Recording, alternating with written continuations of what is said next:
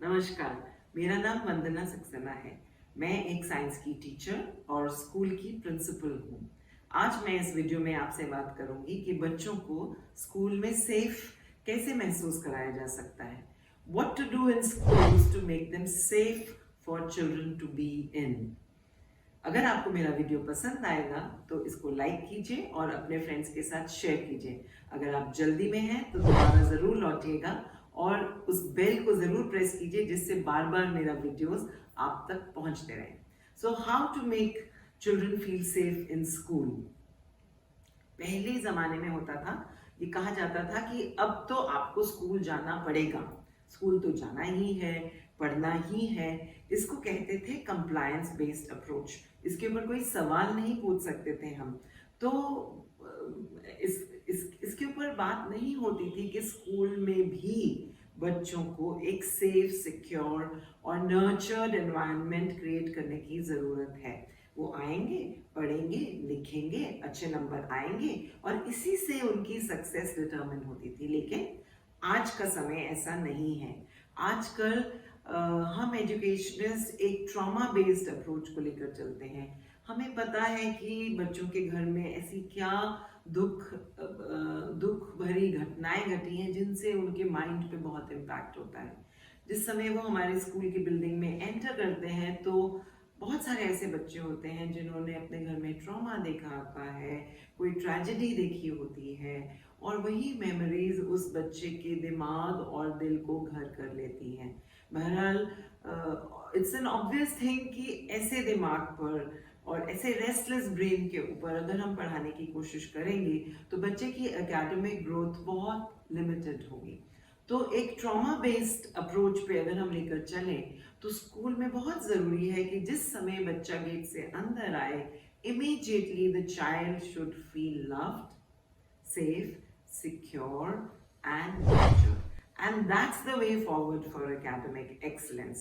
And जितना हम इस स्कूल में इसके ऊपर काम करते हैं, हमें बल्कि मेजर्ड और हमारी एक हम जब इम्पैक्ट मेजर करते हैं इन अप्रोचेस का तो वो directly, slowly but surely and directly it's connected to the academic excellence that the child is capable of. क्या करना है हमने बच्चों को स्कूल में सेफ महसूस कराने के लिए? मैं आपके साथ 3 ऐसी चीज़ें शेयर करूंगी जो हम अपने स्कूल में फॉलो करते हैं और जिससे हमें बहुत फ़ायदा हुआ है। सबसे पहली चीज़, establishing a counseling cell in school. It has been really one of the most transformative experiences in our school. एक प्रोफेशनल को आप बुलाइए और जो जानता है बच्चों की मेंटल हेल्थ नीड्स क्या होती हैं और उससे उनकी इंटरवेंशन से कभी शॉर्ट टर्म होती है, कभी लॉन्ग टर्म होती है, कभी इन फ्रंट होती है, most of the time back and पे इंटरवेंशन होती है जिससे बच्चों को बहुत और बहुत फायदा होता है। आज के टाइम में काउंसलिंग एक स्टिग्मा नहीं है, काउंसलिंग एक नीड है। तो इसी चीज़ को आगे ले जाते हुए काउंसलिंग सेल को कैसे एस्टैब्लिश करना है और उस पर कैसे काम करना है, ये कुछ हद तक डिपेंड करता है स्कूल की नीड्स और रिक्वायरमेंट्स और जो बच्चे और पेरेंट्स आपके साथ जो अटैच्ड हैं उनकी क्या ज़रूरतें हैं, उसके ऊपर कुछ हद तक डिपेंड करता है। But largely there is a lot of professionalism which is required for establishing a counseling cell in school. और उसको एस्टैब्लिश करने के लिए एक प्रिंसिपल का बहुत इम्पॉर्टेंट रोल होता है because it's a balancing act between the parents, between the teachers, between the counseling cell। उस बैलेंसिंग एक्ट को फॉलो करते हुए धीरे धीरे धीरे आप काउंसलिंग सेल को एक गाइडेंस एंड काउंसलिंग के प्रिंसिपल्स के ऊपर बेस करके उसको आप धीरे धीरे फाउंडेशन बनाते हैं और उसको आगे लेकर जाते हैं। मेंटल हेल्थ बच्चों की कैसे इम्पैक्ट होती है इससे? Yes, of course group talks आप करेंगे, कुछ मीडिया पे मूवीज और वीडियोस शेयर करेंगे specifically targeting at creating positive mental health for children and 1-to-1 counselling जिसमें आपको पता लग जाएगा थ्रू द काउंसलिंग सेल कि आपके स्कूल में आए हुए बच्चों के की निजी ज़िंदगी में ऐसा क्या गुजर रहा है जिसकी वजह से वह अपनी एकेडमिक एक्सीलेंस की तरफ नहीं जा पा रहा है। तो establishing a counseling cell and making it work effectively, both in letter and spirit, has the most transformative experience, and बच्चे धीरे धीरे आप देखेंगे आपको खुश नजर आएंगे और एक फ्लो में नजर आएंगे, और वह अपने दिमाग को, अपने दिल को, जो दुख भरी घटनाएं हैं जब वो एम्प्टी होनी शुरू हो जाएंगी तो फिर वो पढ़ाई अच्छे से कर सकते हैं और उनके एकेडमिक्स की ग्रोथ अलग ही किस्म से होती है। दूसरी चीज, एक हमने अपने स्कूल में एंटी बुलिंग पॉलिसी पे बहुत काम किया है। कुछ साल लगाकर एक पॉलिसी हमने इवॉल्व की है एंटी बुलिंग पे। ये तो हम सब जानते हैं कि स्कूल्स में बुलिंग होती है, क्लासरूम्स में होती है, प्लेग्राउंड में होती है, वॉशरूम्स में होती है, स्टेयरकेसेस के नीचे होती है, जब आंखों से आंख मिले तब बुलिंग होती है, बॉडी लैंग्वेज में बुलिंग होती है, जब नया कोई बच्चा स्कूल में आए उस समय बुलिंग होती है, जब सडनली एडोलेसेंस में सडन स्पर्ट ऑफ ग्रोथ होता है, बड़ा हो जाता है बच्चा, कुछ लोग अपनी डेवलपमेंट के हिसाब से छोटे रह जाते हैं, उस समय बुलिंग होती है, मार्क्स को लेकर बुलिंग होती है। तो ये बुलिंग जो एक इंटरनल कम्युनिकेशन और एक्सटर्नल कम्युनिकेशन के थ्रू बच्चों और टीचर्स में घूमती है, उसकी तरफ हम अपनी आंखें नहीं बंद कर सकते। तो एंटी बुलिंग पॉलिसी हमने स्कूल में इवॉल्व की, जिसमें हमने स्टूडेंट्स की भी इन्वॉल्वमेंट रखी और टीचर्स की भी इन्वॉल्वमेंट रखी। सबसे पहले एक एंटी बुलिंग पॉलिसी बनाई जिसपे केवल बच्चों ने काम किया और बच्चों ने अपनी नॉलेज के अनुसार, अपनी स्किल के अनुसार इस्टेब्लिश किया कि हमें क्या करना होगा। अगर हम पे बुलिंग होगी तो हम क्या करते हैं बच्चे बुलिंग को रोकने के लिए, अपने फ्रेंड्स को बुला लेते हैं। उसने एक फ्रेंड को बुलाया, दो फ्रेंड्स यहाँ से आए तो एंटी बुलिंग के नाम पे कभी कभी यूं भिड़ंत हो रही होती है, लेकिन that's not anti bullying. It means that's not about anti-bullying policy. The policy really means what every child must know. अगर मेरे साथ बुलिंग हो रही है तो मैंने कहाँ जाना है, क्या बोलना है, एक सेफ्टी नेट, हर स्टेप पे कोई फीडबैक वापस आना चाहिए जिससे कि धीरे धीरे धीरे बुलिंग आपके स्कूल से खत्म हो जाए।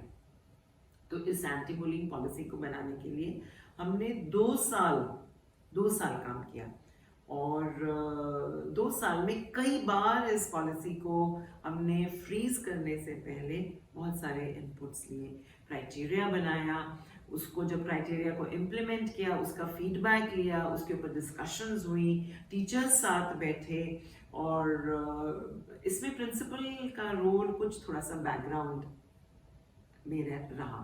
पीछे से मैंने देखा कि टीचर्स जब आपस में, जब हम प्रिंसिपल्स कभी कभी बैक सीट लेके उनकी बात सुनते हैं तो आपको रियल इंसाइट्स मिलते हैं कि वाकई वास्तव में स्कूल में हो क्या रहा है।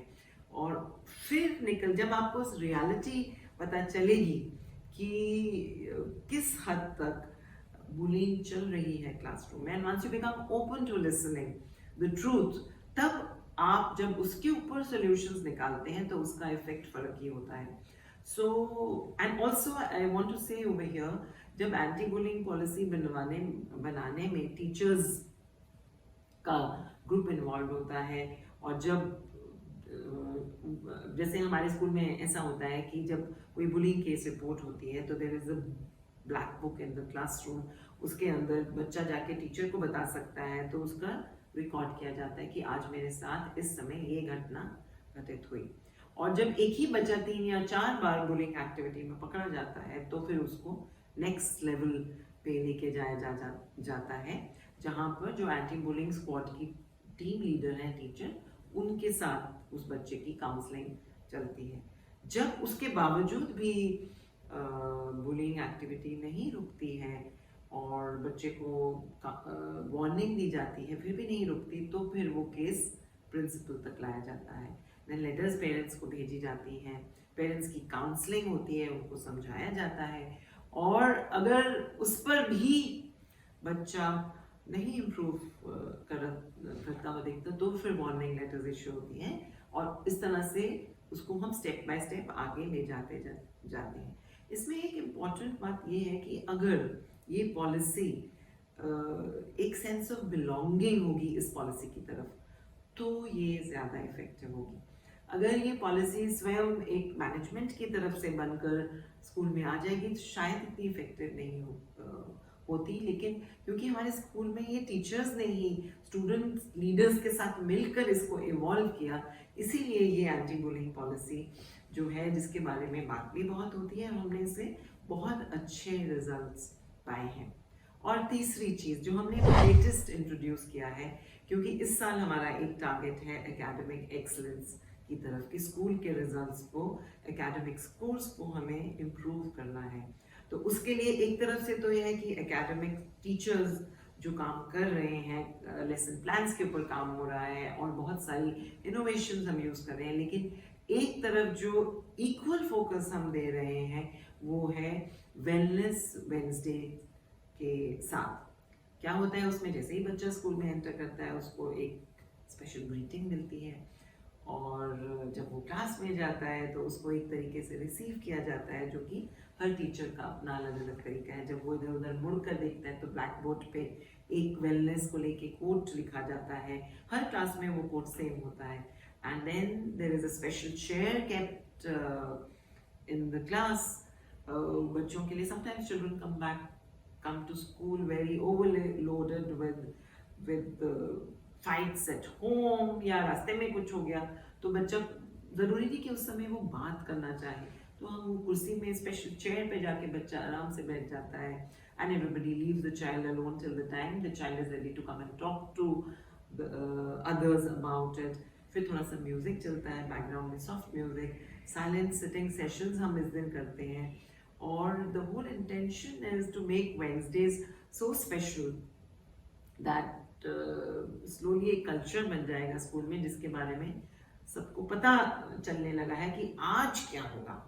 तो वेंसडे को मैंने देखा है कि अटेंडेंस भी बहुत बढ़िया होती है, क्योंकि बच्चे कहते हैं आज तो कुछ स्पेशल प्लान होने वाला है, और इसके बारे में हम बच्चों को पहले नहीं बताते। गेट के अंदर एंट्री के बाद ही बच्चों को पता लग जाता है कि आज वेलनेस वेंसडे पे क्या होने वाला है। एक तो पावर ऑफ वर्ड्स में भी हमें बहुत विश्वास है, जैसे कि wellness Wednesday it's a catchy phrase. तो अब अगर बच्चे खुद बोलेंगे कि मम्मी आज मुझे छुट्टी नहीं लेनी, आज स्कूल में वेलनेस वेंसडे है, तो वो वेलनेस का वर्ड कहते कहते ही आप अपने आप को, स्वयं को बेहतर महसूस करते हैं। तो ऐसे कुछ आइडियाज हैं, ये 3 आइडियाज जिससे हमारे स्कूल में बहुत फायदा हुआ है। तो आप इस चैट बॉक्स में अपने सजेशंस जरूर लिख सकते हैं, जिससे कि हमें भी कुछ सीखने को मिलेगा, and we would love to implement दो strategies and take this concept forward, कि हर बच्चा स्कूल में एंटर करते ही सुरक्षित महसूस करे, नर्चर्ड महसूस करे, and most important feels loved and cared to get the best possible score on academics for every child.